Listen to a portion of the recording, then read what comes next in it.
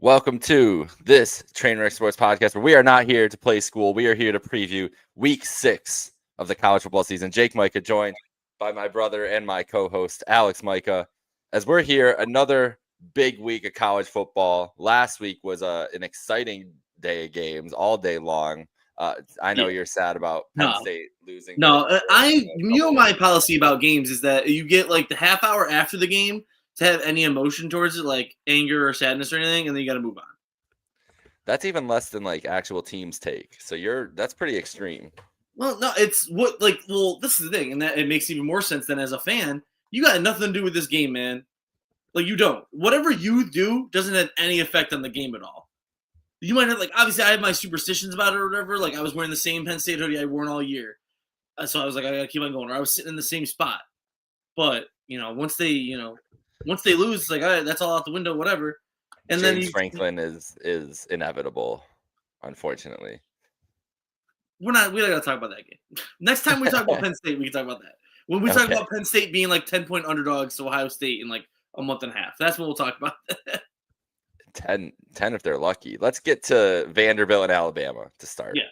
Because the Alabama, that is a game we could talk a little bit about last week. Yes. We were on here and we were like, hey, like, don't count out Bama. This line's iffy. Like Bama, they dropped in the rankings because of a loss to a good Florida State team. Little did we know Florida State was going to lose later that night. What a game. Virginia. What a great game. We should talk about that first, honestly.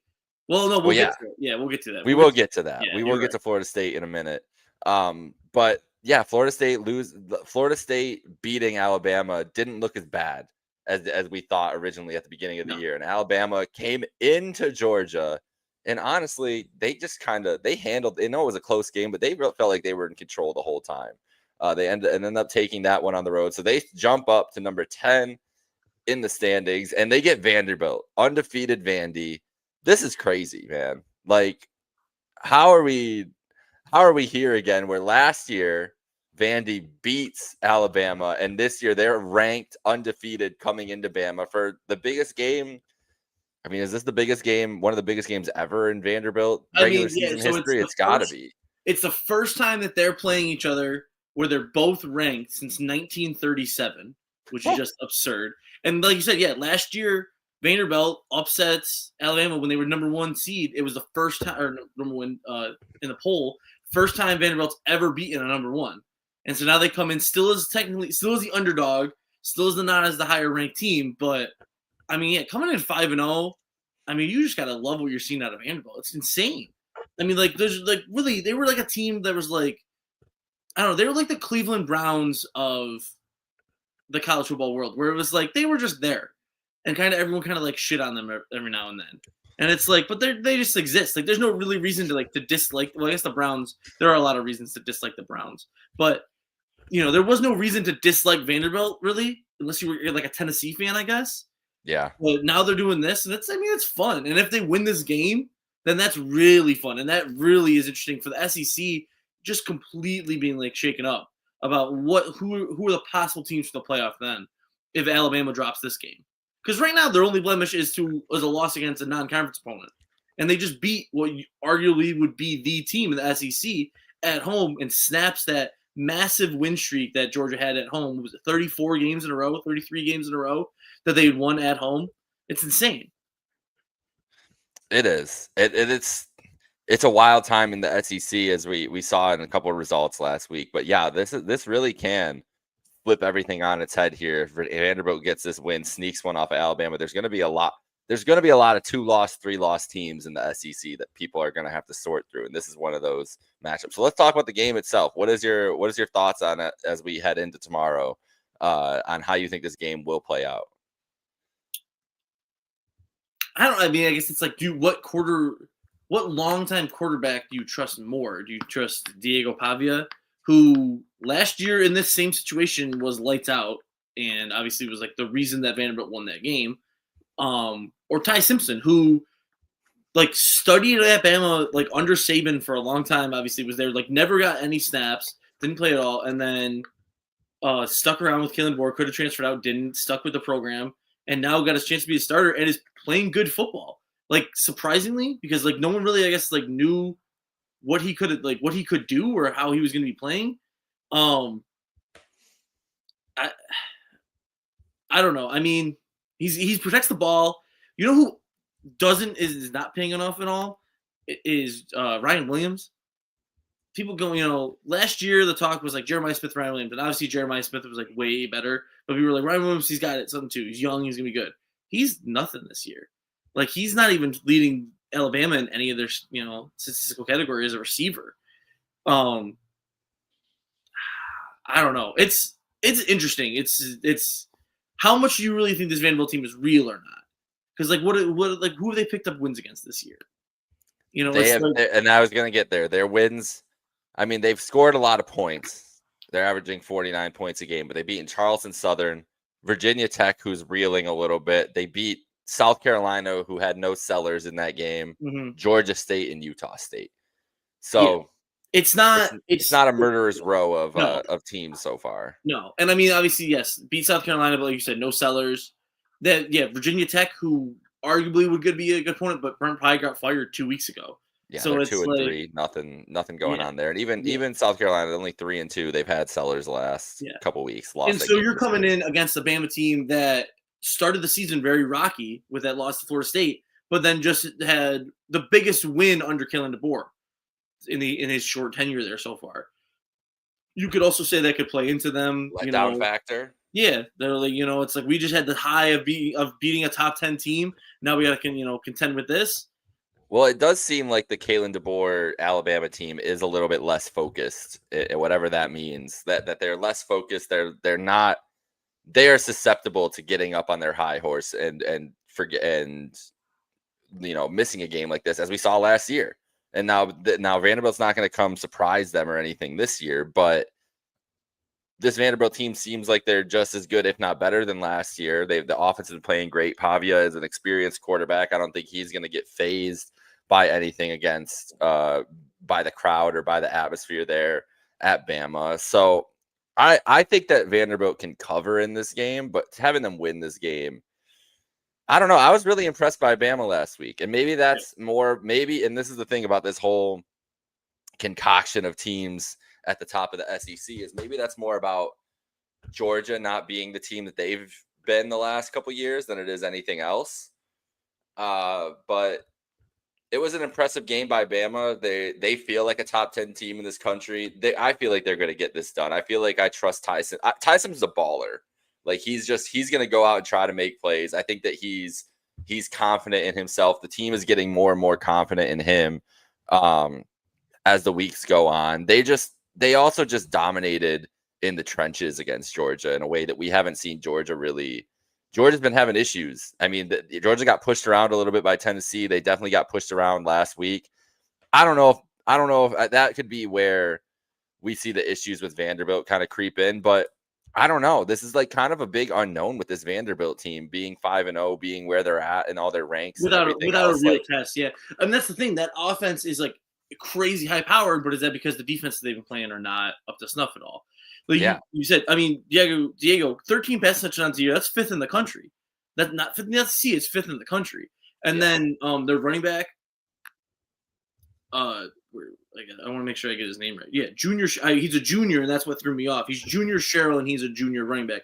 But he's got 6 touchdowns on the year too. So I mean, they're just raking it in. 5 touchdowns on the year. Excuse me. So they're just raking it in. They're living in the end zone. I don't know. Alabama's defense isn't like amazing. They're both actually pretty similar. Like Bama's is ranked like 29th in the country. They're letting up 16.5 points a game. Georgia Tech. Vanderbilt is 31st. They're doing like 17 points a game. So really similar. Biggest thing is we saw that Georgia defense get lit up by Tennessee, and Bama didn't really do that at all. Like, I mean, it was they were able to hold Georgia, which Tennessee's defense wasn't able to do. But I mean, that game was 24-21. So does Bama not have the firepower? And if Vanderbilt can score fast, then is Bama going to be able to keep up to them? That's the real question. I don't think Vandy's getting to 40 points in this game. I don't know about 40 points, but is it 30? Is 30 enough, honestly? 30 might be enough, but again, I don't know if they can eat. This game feels like it's going to be first team 230. I mean, when you look at, I just don't.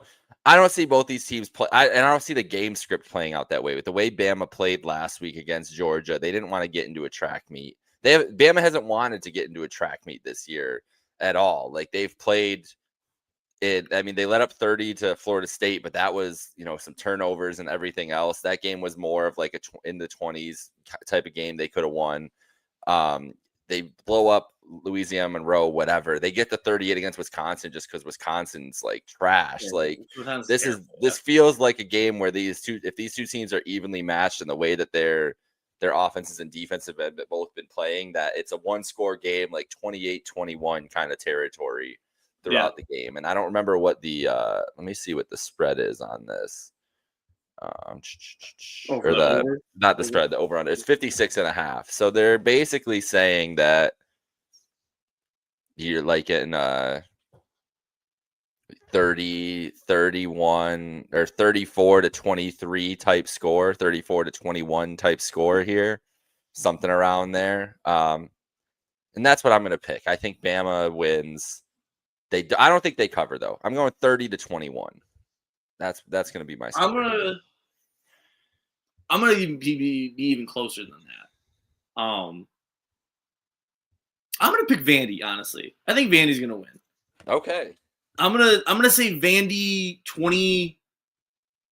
No, I'll give them to 30. I'm gonna say Vandy 30-28. They're gonna score late. Okay. Yeah. Would be electric. Yeah. It would be electric, and it would really throw off the rankings, not just the SEC rankings, but the AP poll too. Oh yeah. Right now, Ole Miss beat LSU last week. They jumped to 4. LSU dropped to 13. Oklahoma's at number 5. Texas at 9. Bama at 10. Georgia at 12. LSU at 11, and Vandy at 16. There's a couple other SEC teams in there too. Well, the thing is too with that is, and like we kind of said, there's no really great SEC team that we can see. Oklahoma was on their way to be that, and now John Mateer's out. So and they're coming into a tough start of the schedule. So the poll, yeah. Well, I mean, this week they're not, but yeah, Vandy beats Bama at Bama. I mean, obviously they're going to be top 10. Depends on who they slide past, I guess. What quickly say too? This is only the second time Vanderbilt's ever been featured on College Game Day. Wow. Yeah. So did they not? They just didn't do game day at this next game because of they've already been with Miami a couple times, which we have Miami at Florida State the night gap tomorrow. Probably. I guess they've already done 2 Miami games. Tallahassee. They did it 2 weeks ago. They were there they were at Miami, but they were at Miami. Yeah, I mean, I guess they haven't been to Bama yet this year, right? So yeah, I don't know. I guess it's interesting with Vandy there, and it's your SEC partner. Like I said, this is the second time that Vandy's ever been there, and the time they were there before, they upset Auburn. That was the only other time. Was it in Auburn or was it in Vandy? I think it maybe was at. No, I don't know. I honestly don't know. See, it's not as fun for me if it's the team's time, but they're not hosting it. Like, what does the team care if game day's there if they're at Alabama? Because it's showing that it's a big game. Yeah, I guess so. They know it's a big game, I'm sure, though. Yeah. But no, Miami at Florida State. How much of Florida State, Virginia did you see last week? Just really the end. Okay, I watched the whole thing. So it was after we got off the podcast, I got on, and I was like, well, this game is going to be fun. I'll check it out. I think I might have missed like the first touchdown of the game. But I was like, oh, Virginia's up already, so that's interesting. And what a game, honestly. All-time field rush at the end, which people were like, this is going to be the straw that breaks the camel's back about field rushes because it's so unsafe or whatever. And it's like, listen, it's more fun that way. I like that the players are right on, or the students are right on the edge, that they could just be out there in an instant. And it was perfect too. That game went to overtime, double overtime even, and that was the way that it was able to end on an incomplete pass so that they could sprint on the field right away. I mean, that was awesome. It was beautiful. I was worried about the guy in the end zone, but he seems fine. I didn't see anything bad. I think he's okay. I don't think we heard any injuries or anything like that. No, I don't think so. I'm sure they kind of ran around him a little bit, but I don't even know. What a scene, honestly, and good for Virginia. It was the first time they being the top 5 not top 5, but it was only like the second time they'd done it in the last 30 years, and the last time they did it was against Florida State. So it was just like poetry for those fans. Absolutely, and they've got their own big game. They're 4-1 going to undefeated Louisville this week. So I mean, we'll Mhm. learn a lot about some ACC games there. But this is a big rivalry game, and Florida State not out of this playoff. I don't. There was a lot of talk, a lot of chatter nationally, college football wise, about Florida State dropping so much. I agree with them. They should not drop 10 points for losing on the road in overtime to a team that is 4-1 now, even if you don't have them ranked. Then they're not in the other receiving votes either. But man, I don't know if they're Florida State, I think, is better than the 18th best team in this country, but they have a chance to prove it. They're 4.5-point underdogs here against Miami. We know how dominant Miami has looked at times this year, not on the scoreboard, but just physically, right? Like Yeah. I mean, they've been able, especially that D line is just a monster D line. Like they cause havoc. They cause a ton of havoc. That I think they won them that game at the end of it against Notre Dame, who's turning out to look like a pretty decent team after some slip Mhm. ups early on. And then the game against Florida a couple weeks ago, like the offense had some issues moving the ball. Florida's defense is pretty solid too, but just never felt out of control. They've really been able to control both sides of the line of scrimmage. But Florida State, like if they are an electric offense. We just talked up about how we thought Alabama also was a good team on the trenches and everything else. Well, Florida State was able to handle them Yeah. that week one game. They looked like they matched up really well there. And again, coming into Tallahassee, it's a tough place to win, especially a night game. It's going to be rocking there. Carson Beck. I don't know. What is your read on this game going into it? I mean, well, this is I've like I don't know. I never wanted to like fully do like a 180 on Carson Beck or last year. And I was because he was dealing with injuries and stuff, and it was just like it kept on being. I was like, this is weird that this is happening. This is weird this is happening. Like because we watched this dude play and he was good. And obviously maybe it was like expectations of Georgia. He had some injuries that he was dealing with last year. He looks like he's thriving now in Miami. And it's like a guy who 2 years ago we were like, oh, this guy could be like a first round draft pick. So last season was like, this guy is not even going to be drafted. To being back in the contention of like one of the better quarterbacks in college football. Um, and this, I mean, I think like this is entirely not. I shouldn't say entirely because it's a well built team all around that Chris Paul's done, and he's like obviously the last like few years that he's been building and recruiting well. But you have a great veteran like quarterback, a veteran quarterback, talking about he's in the NFL, a great older transfer quarterback that you could bring in and kind of lead this team. Especially after the massive like talent overall that they had last year after Cam Ward and all those guys like Xavier Strepo left. Um, I don't know. I would take Carson Beck over Castellanos, and I like Castellanos. I liked him a lot at BC last year, and he came in and he was talking his shit right away, talking about they don't got Saban anymore, Bama doesn't matter, and he backed it up. I mean, they won that game, and he's a great dual threat quarterback.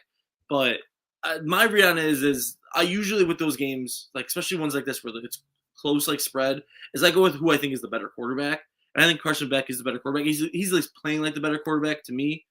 Um, so I would stick with them. It's going to be the ultimate test of like, um, you know, what is it? It's unstoppable force versus an immovable object because it's the 59 points, the best in the country that Florida State is averaging on offense against the ninth best defense in Yep. Miami. That's only letting up 11 points a game. So that's what's going to be interesting to look out for. Yeah, I'm with you. I think Carson Beck has turned a corner this year from last year, where it was a lot of injuries and just a lot of pressure at Georgia too to kind of replicate what he had been able to do. He looks like a new person there, but also it's because their offensive line is so damn good. He's not having to worry. He's not having to run around or anything. He's having time to make decisions. They have a good running game, as you mentioned. They're able to score a bunch too. I like Florida State. I think they're a fun team. It's a fun story to see them kind of have this bounce back, but I think Miami. I've thought so highly of Miami all year long. I just think that they're going to be able to grind this game out, and I don't know about cover the spread, but I think Miami walks out of Tallahassee with a win. I just think that they're too physical. Cristobal has gotten those defensive and offensive lines where he wants them with his recruiting. That's what he's always been able to do. They have first round talent on that defensive line. I just imagine if I'm imagining how this game's going to go as you're watching it Saturday night, Castellanos kind of is scrambling around, him getting hit too many times, them getting him off his spot. It's such a rhythm offense that Florida State is able to do when they're really cooking.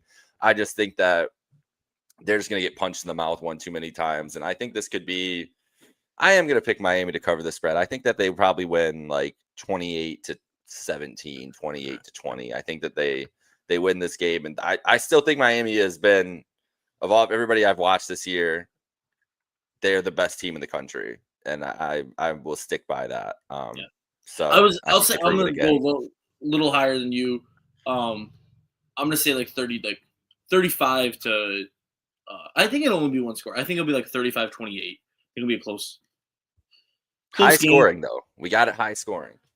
Well, I think getting into the 30s. I think that's what we always talk about. If you score 30 points a game, you should win. So I think that's. I mean, we talk about that like for the NFL a lot, but I think college football it's pretty like. I mean, I see the scoring is way up. Like, Miami's averaging 36.8 points a game, so that's right at their average. But that's like 32nd in the country, which is just crazy. Such a high scoring. Just like that's the way football is just for college. It's so high scoring, it's ridiculous. Who's calling this game? Do you know? I would guess Sean McDonough. Okay. And Greg McElroy. Is it Greg McElroy with him? Yeah. Yeah. Oh yeah. Come on. They're the number 2 team. I know. I listen for Sean McDonough. I don't know. I don't care who's on that other side. I think Greg's a good analyst. I don't think he's fine. I think he's a good put anybody there. He's good. I'm checking here. Yeah, but no, I think, Fowler and Herbstreit are doing Miami, Florida State. Oh, so they're okay. So yeah, they're flying. They're saying Herbie, we don't care, bro. You're still flying out. So well, it's not, I guess McElroy doing Tallahassee is what? That's probably like a 4-hour drive. Oh, he's getting on the PJ. He's not driving. I know. I'm just saying, but that's not a crazy trip that he's got to take at all. Still, he could have just been there. It's not like last week when he went from last week. We went from State College to Athens. That was a little bit. Yeah, it's not easy to get flights out of there. It's a 5.5-hour drive from Tallahassee to Tuscaloosa. Okay, so that's not like that bad at all. That's like an hour-and-a-half flight, not even. Yeah, not too bad. But no, it's it's gonna be fun. I'm gonna go just a little bit higher on the points than you, just because of some of the talent that we have on this team. Like Florida State's running back Gavin Sawchuk, he's got 6 touchdowns on the year already. He just was like kind of lost at Oklahoma last year. He was there for 3 years. Came in has a whole new life. He's doing great. In the passing game, this is the thing. If Miami can just take away Deuce Robinson, then it doesn't. Then Florida State's in a tough shape. Exactly. He's got 3 touchdowns on the year. You can just see Castellanos running around for his life this whole game, and that's which what he's good at. But if like Ruben Bain, who we talked about a couple weeks ago, is just giving him the fits, then yeah, this is the team you don't want to have to do that against. Yeah, that's the issue there. But yeah, so 2 big games, ACC and SEC. Let's get to an interesting game in the Big Ten as we wrap up here. Michigan State and Nebraska, both 3-1, both lost their first Big Ten games of the year, but they. This is really this is as much about I want to talk about Nebraska. They had a really close loss to Michigan a couple weeks ago. They looked good. Dylan Raiola has looked pretty good to start this year. And even the Spartans on the other side, only losing by 14 at USC, high scoring game, but they've been able to put points up this year a ton. This game has had some really interesting matchups over the years since Nebraska has joined the Big Ten. I just am really interested in both these teams as we shape up the Big Ten schedule and try to figure out who that second tier of the Big Ten is. It feels like it's going to be one of these teams leading the way. ESPN has it as an 86% matchup predictor in favor of Nebraska. They're 12.5 point favorites. I don't see it that way. No, I don't really understand that. Maybe because it's in Lincoln and it's that this is like you said, some interesting matchups. It's Nebraska's 9-4 all time against Michigan State. Obviously, a lot of it's been recently since they joined the Big Ten. But the last 2 matchups, Michigan State's won, but they haven't won in Lincoln in over 10 years. So that's what causes a little bit like, oh, what's going to happen with this? But still, 12.5 is a little wild. I know Michigan State's defense is not very good at all. Not good, no. So that makes a little bit of sense. And you have Mini Mahomes running around, who's playing pretty good football. He has been very good this year. Very good. He was good last year too. He's interesting. It's, the whole everything that he does is odd. The pregame warm up and the facial hair and the haircut and everything. And then people are starting to like talk shit about him too, because once he's playing bad, they're just like making fun of him. But Yeah. I mean, it doesn't make a lot of sense, his whole thing. But he's playing good football. And Nebraska, it's their third year under Matt Rule, which is I want to just go with this right now. At Temple, third year. His first year was 2-10, then 6-6, then 10-4. And won the conference division. And then he won a conference championship the next year. Went to Baylor, 1-11, 7-6, then 11-3, conference division title, lost the Sugar Bowl. The third year Nebraska, 5-7, 7-6, and now they're 3-1. I mean, he knows how to turn programs around that have been floundering for a while. And this is, maybe it doesn't like seem like it's not a ranked matchup, but this is a game that if you come in and you win this and you get back a little bit right in terms of the Big Ten and the conference play, then that's a big step. And like you said, it's to find that second level. Because right now, I mean, it's Ohio State, Oregon. You would still put Penn State in there even after the loss last week, and you would still put Michigan in there, I would think, because they're ranked. Yeah. Oh, yeah. Absolutely. Oh, well, I guess right now, Indiana. But who, like, historically is not. Indiana, right now, Indiana has to be in that conversation. Indiana's in there, yeah. Yeah. So you have those 5 teams, maybe Illinois, because they're still kind of fighting around in there too. But so you got to find that second level. Is it going to be Iowa? Wisconsin's fallen off. It's not USC really. When they thought, oh, they're going to be good, and they had that loss against Illinois last week, they couldn't put them away. UCLA, obviously, not good. Washington. Nebraska's schedule shapes up for them too. They have this Michigan State game, then they go to Maryland, to Minnesota, home to Northwestern, and then home to SC. Like those are all. There's some tough games in there. Like Maryland's 3-1 right now. Minnesota is thought of. Yeah, but they can win I think Nebraska will be close in the spread in those games or favored in those games, even leading up to that SC game, which is a big game for them. And their only ranked game is at Penn State, second to last game of the year. Was that game at Penn State? They have an opportunity to rack up. I thought Penn State was at Nebraska, actually. At Penn State. Yeah. So it's not now. I'm saying that not saying that they're going to be like contending for the Big Ten title at all or anything. I mean, I guess it's hypothetically possible if they win out that they could be with the way that the schedule is favorable to them. But this is a time for them to make a big statement.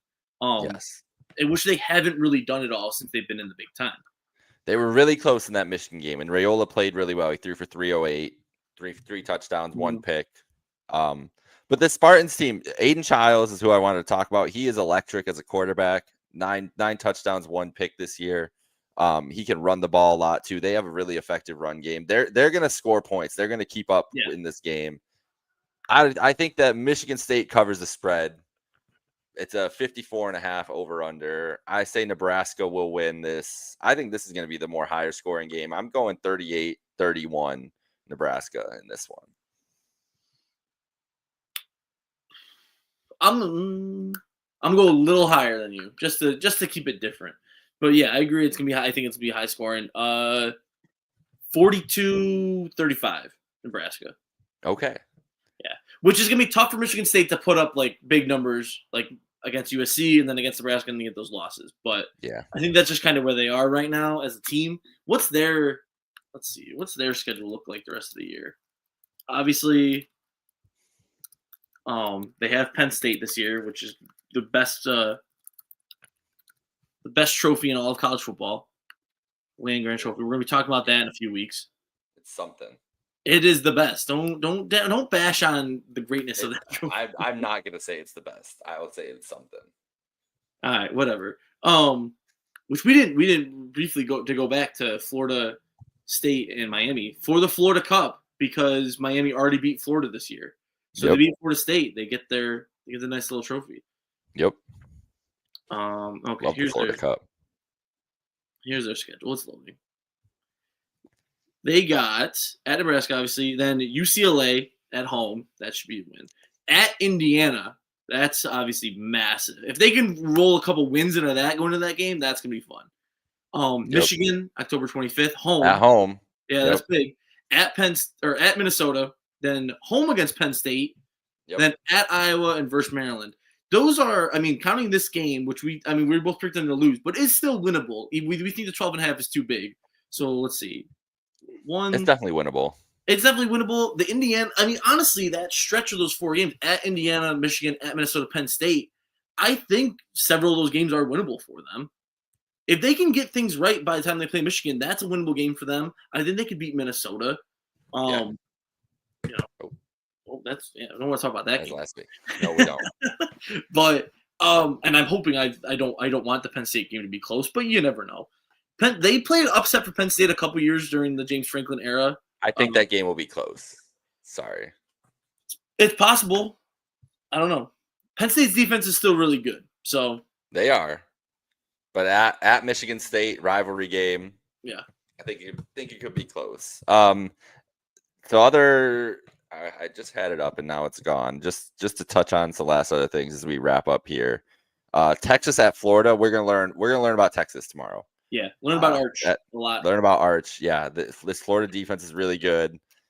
Texas only 5.5-point favorites, so Vegas is expecting it to be close. It's big stakes for Texas heading into Red River next week. If they lose this one or they look sloppy, going to be a lot of people. The spread's going to be big, and there's going to be a lot of people picking Oklahoma going into that one. Kentucky and Georgia. Georgia getting a chance to bounce back. Iowa State is an underdog, undefeated 14th ranked Iowa State underdog at Cincinnati for a noon kickoff. That'll be a tricky game at Nippert Stadium. -1.5 for the Bearcats. So, what's the spread up to for Minnesota at Ohio State? That is up to 23.5. Okay, it was 20, so it went down a little bit. It was 24.5 when I looked yesterday. So it came a little bit in favor for Minnesota. Came a little bit down, yeah. Minnesota, they have played that game a couple times. Not where they've won, but they've played Ohio State close the last few times that they played them, especially at Ohio. So I wouldn't be surprised if that game isn't a 24.5 actually. Well, the total's only 42.5 on it. Well, they're not expecting a lot of scoring or anything there. But I think that they could keep it a little closer than the 20. Not that they would win, or not necessarily even but they'll keep it a little closer. We shall see. And then we mentioned earlier Virginia at Louisville, at undefeated Louisville 6.5-point favorites. That'll be interesting to see just for the ACC race down the stretch. Yeah. Virginia ranked in the top 25 this week. So. And then Kent State at Oklahoma. What's the spread? Nope, wasn't gonna bring that up. 43, 45.5, and the total is only 53.5. So they're expecting maybe 8 points from Kent State. Listen, all MAC play after this. They're okay. All MAC. UMass next week. I'll be ready. Homecoming. UMass still looking for their first win of the year. 0-4 right now. Exactly. I'm excited. Excited to get through this week and not have to think about these crazy big teams anymore. And Oklahoma next week, that's what we'll be talking about, I'm sure. Next week, Red River set up already 3:30, which is going to be. It's just so weird, not being at noon, but but also next week, big noon, Ohio State at Illinois for the Illabuck. That's the best trophy out there. I do love Illabuck. Illabuck's a great trophy, and we also get next week Indiana at Oregon. So quite a Saturday. That's just Indiana and Oregon is just like I don't know what's gonna anything could happen. And who would have thought that 3 years ago we would have been like that's a game it's must see. Yeah, right.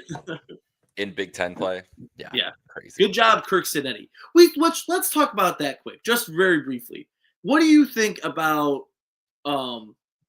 with Kirk Cinetti and Fernando Mendoza? Whether or not Kurt told him to do this or not, at the end of that game against Iowa, sprinting backwards to take the intentional safety. I didn't understand. He didn't need to go all the way back for the safety. He didn't. Time ran out. He was at the 20-yard line when there was no time on the clock.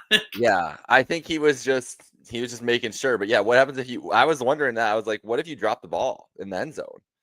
That's just worst case scenario. Well, and I was like, and I was instantly when I was watching that, I was like, what was the spread of this game? Because what did it just?